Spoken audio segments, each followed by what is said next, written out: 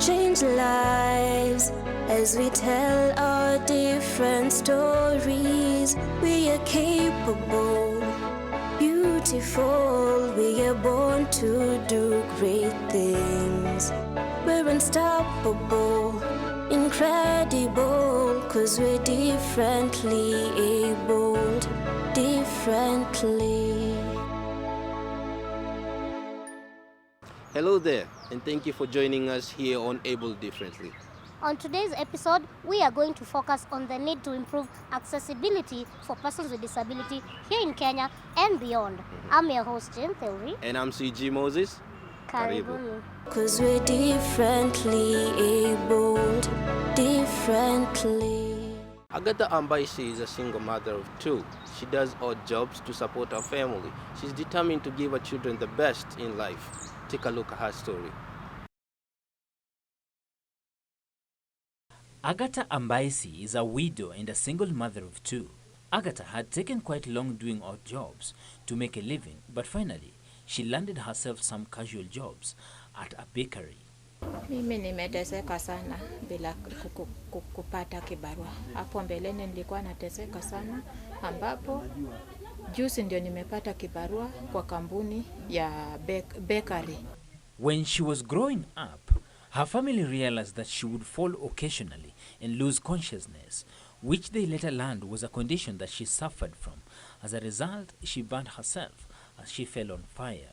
Mamangu mzazi aliweza kunielezea ya kwamba nikisha kuwa corona, alinieleza mimi sasa ni mtu wa kuelewa. Alinielezea nilikuwa na ugonjwa ya kuanguka kikafla, na nilienda karibu na moto na ikanipata hapo, nikaangukia hapo na mtu hakukuwa karibu.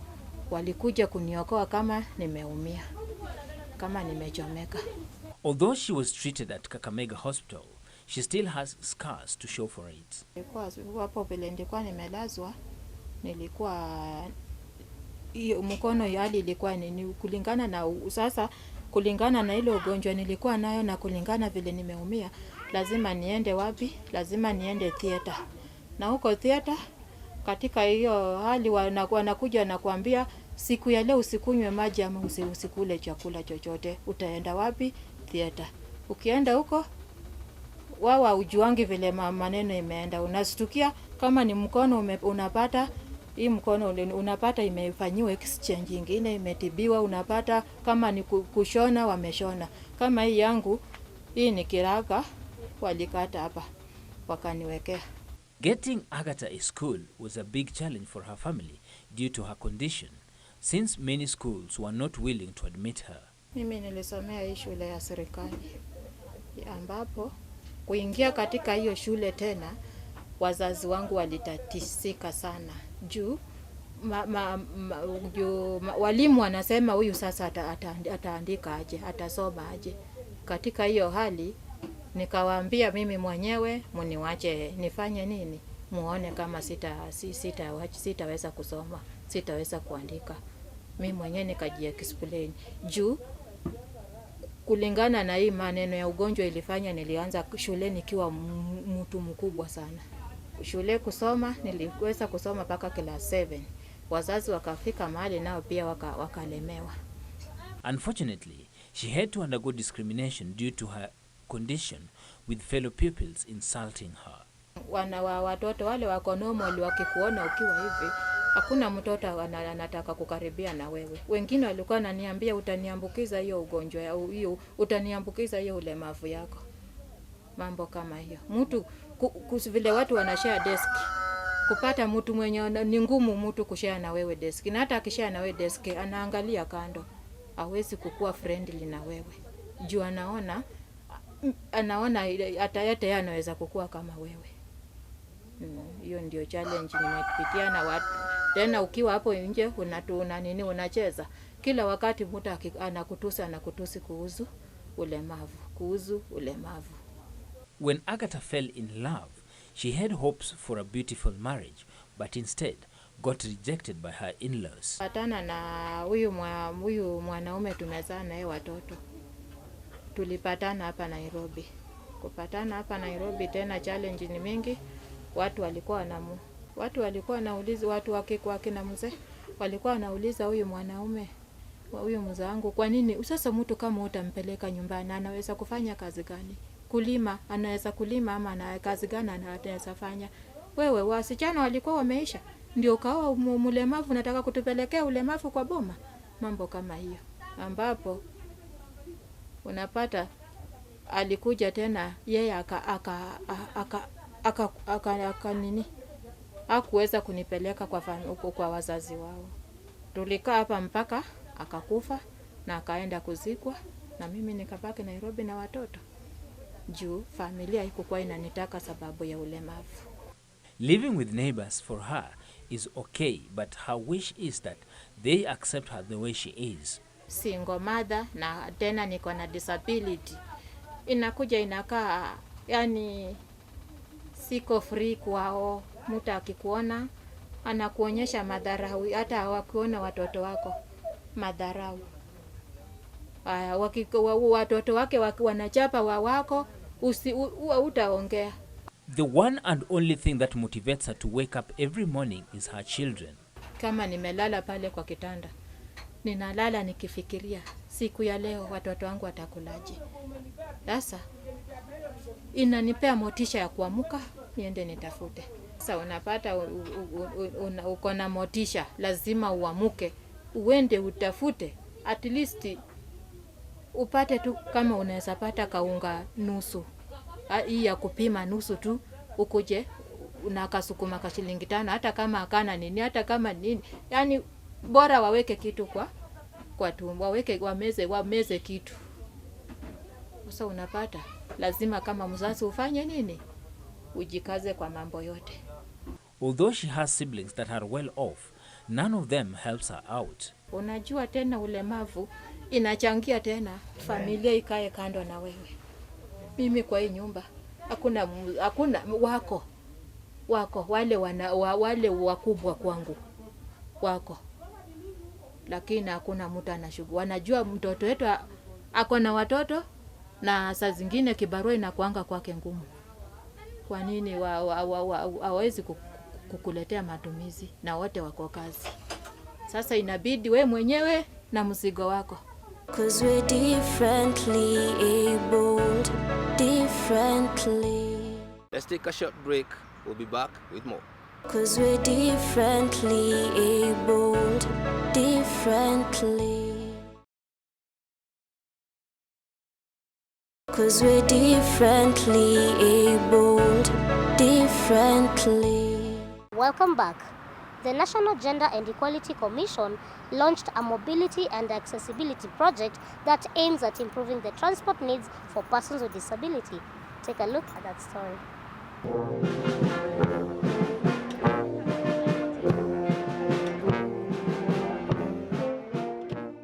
The transport sector is one of the economy boosters in any country. As people move freely without any worry, there is a group of people who have to calculate all the risks involved before boarding any vehicle. These are persons with disabilities who use wheelchairs, crutches, white canes, and the deaf. National Gender and Equality Commission, together with other stakeholders, launched the Accessibility and Mobility Project on the 16th of May.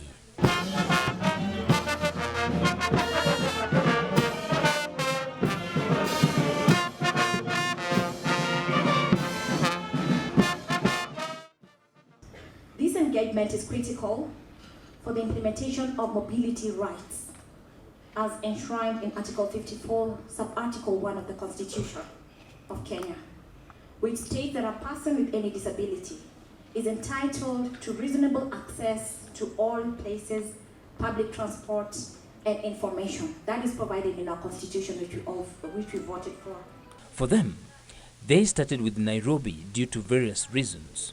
Being the city of commerce, is the hub of international relations, it's congested. We have about 4 million people who come here every morning, especially on Mondays, and about 3 million will spend their nights in here. We have slums and planned settlements under your ministry, your honor, and so the transport sector is really congested, and there's a lot of challenges that we need to address. Transport cannot be mentioned without the involvement of NTSA, and the representative assured that they will ensure its implementation. As an authority, recognize this very important issue, accessibility and mobility of the physically challenged persons. So what is the authority doing towards this? We have a national road safety action plan that is going to be launched in the month of June. And in that action plan, specific activities have been identified that cut across different government agencies and different stakeholders that will address the issue. The UN Habitat also is a key partner and alluded that this project will not only benefit persons with disabilities, but also the wider population. This project, as you said, it could be small, but it's critical, catalytical, perhaps not only in the context of Nairobi and Kenya, but even wider. For several years now, we have been supporting the efforts of government to include modern public transport systems, like bus rapid transport systems in East African cities. And we have understood that accessibility is the most important thing. If we are considering these issues right now, as we go towards the modern public transport system, there will be certainly more reason to, or more rational to include the things that we are discussing here today. Either they are policies, or they are infrastructure, or even behavioral and attitudinal changes of people involved in the public transport industry. Present during the event were members of parliament. Inclusivity is not a privilege. It is a right. And all of us know that we have laws in this country that address issues of inclusivity. Accessible transport, accessible environment in schools, in buildings, even within our roads. You see, even as we address the buses, those who are designing our roads must also design the roads in such a way that even that bus, when it brings out the ramp, it must be in a place where somebody can get into the bus. In the last parliament, I was the women rep for the county of Migori. And Migori, you know, Migori is Migori. and so we have been busy looking at how do we make accessibility. The UN Convention has accessibility.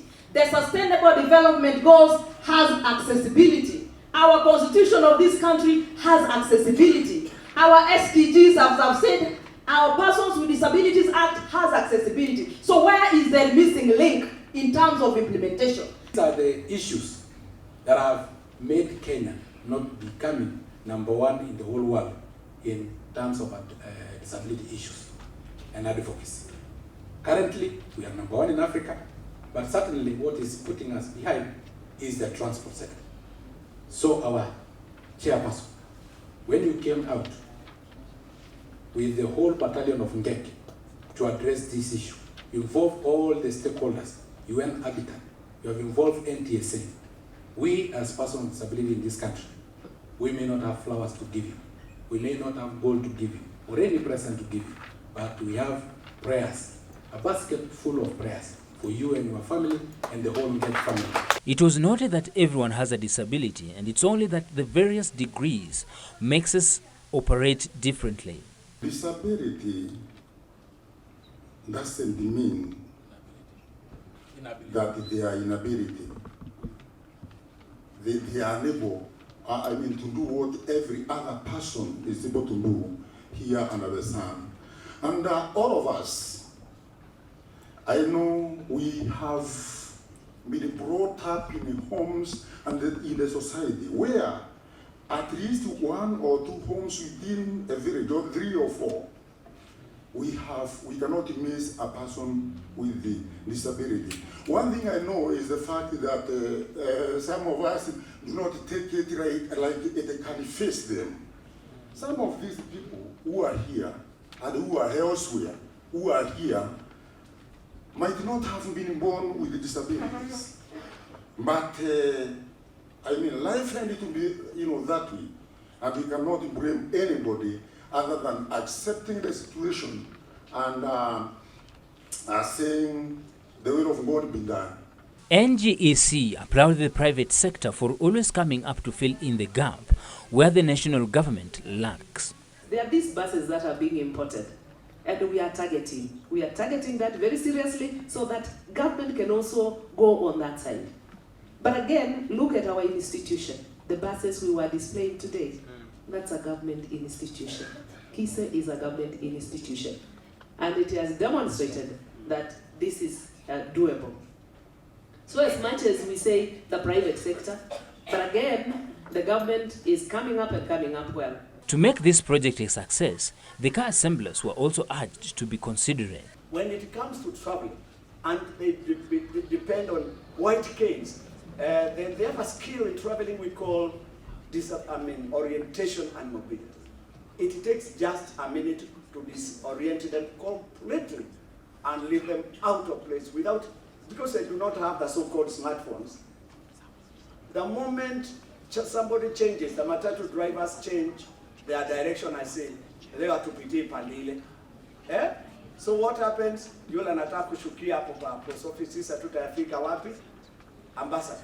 Having the project launched in Nairobi, the county government promised to always be at the service of the common mwananchi. It is in this realization that Nairobi City County government has been removing obstacles that hinder universal access, especially on road crossing points within the city, and ensuring that there is universal access on all new building approvals. The keynote address was delivered by Honorable Chris Obure, who was the chief guest, and assured that every issue raised was being considered. I want to assure you that we have taken careful note of the various proposals made, the various requests made, and I will raise this with my colleagues, I will raise this with our boss, the cabinet secretary, and we will start addressing. We are already doing so, but we will continue to fast track some of these policies. 'Cause we're differently abled, differently. Damaris has faced a lot of challenges in raising her daughter Sandra, who has Down syndrome condition. However, her struggles are finally paying off. Take a look at that story.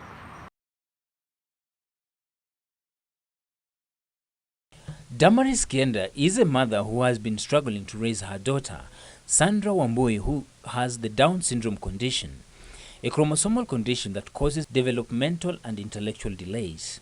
So wakati Sandra alizaliwa akulia, lakini manasi walimchapa kidogo ndio akaanza kulia, na hapo sikujua kama mtoto wangu ako na shinda.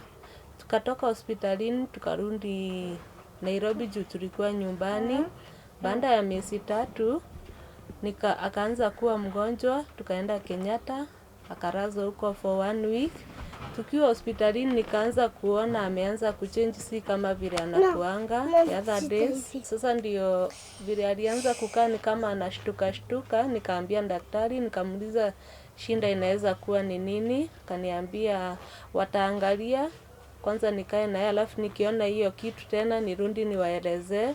Na alifanya mara ya pili, nikarudi kuwaelezea, wakaniambia itabidi wapige CT scan ndio waone kama mtoto ako na shida yoyote. A CT scan conducted on Sandra at 3 months old confirmed that she had brain damage. After kupiga CT scan ndio nilielezewa Sandra ako na shinda ya brain yake iko imedevelop kabisa, alafu pia wakaniambia ni kama ako na conversions ndio zinataka kuanza kumshika, na kutoka hapo wakaniambia watanipea clinic niendelee na kufuatilia, ndio kama wataona anahitaji madawa watamweka kwa madawa. Her daughter's positive response to clinic attendances provoked Damaris to put a stop to therapy sessions, not knowing the repercussion that would follow later on. So nikarudi kwa mama Rusi, wakanichenjia ndawa, wakanipea zingine. Bando yenye nilipewa hakuacha kuconverse, aliendelea. Ndio sasa wakaniambia hawakuwa wanafikiria kama anahitaji ile the strong one. So wakaniambia hiyo ndio wataniandikia na aanze kukunywa immediately, Ni very expensive walinielezea, lakini juu ya ile condition mtoto wako lazima ninunue. Na nilienda nikanunua na tukaanza kutumia madawa immediately na conversions zikakuja zikatulia. Having the value of education in mind, she took the initiative to school her daughter Sandra at the age of 3 years. C, D, E, F, G. Lakini nienda shule moja wakanikubali, wakaniambia kwao wanakuanga na kama daycare. So na daycare watoto wenye uenda huko wale wengine ni umri mdogo sana. So wakaniambia waoni kama hilo ni jambo kubwa kwao, watamchukua watakaa na yeye bila yako. So nilimpeleka shule akiwa 3 years. After bila amefikisha 5 years tukaona hata hiyo mambo ya pampers ameenda akiwacha, na hiyo shule imekuwa kwa msaada kubwa kwake juu hapo ndio pia amejulia hiyo kuongea, amejua kuna kurelate na wale wengine, hata kama hayuko normal wako tu sawa, na nimeona msaada mkubwa kwa shule, imemsaidia sana. The lack of inclusion for persons with disabilities in the society denied her daughter a chance in a government school, something that did not go down well with Damaris. Kama Sandra nilimbadilishia shule yenye alikuwa, nikampeleka shule ya serikali. Huko kwa hiyo shule, kwanza bila nilifika huko waliniambia mtoto wangu ni mdogo, wanatakanga watoto wenye wako 10 years and above. Nikawaambia na huyu wangu ako 7 years, na saa hii sioni kama niko na uwezo ya kumlipia private. But waliniambia hata kama sina uwezo hawatamchukua kwa sababu ni mdogo. So wakaniambia serikali bado haija introduce classes za watoto wadogo.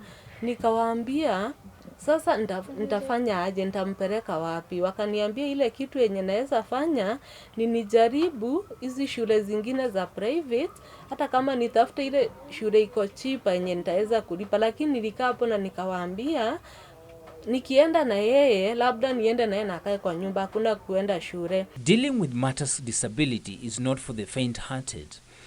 Damaris has had her own share of challenges. But unapata pale yeye ni mdogo, watoto wenye wanasoma na wao wako 10 years and above, na wengine 11, 12, 13, lakini umri yake ni 7 years.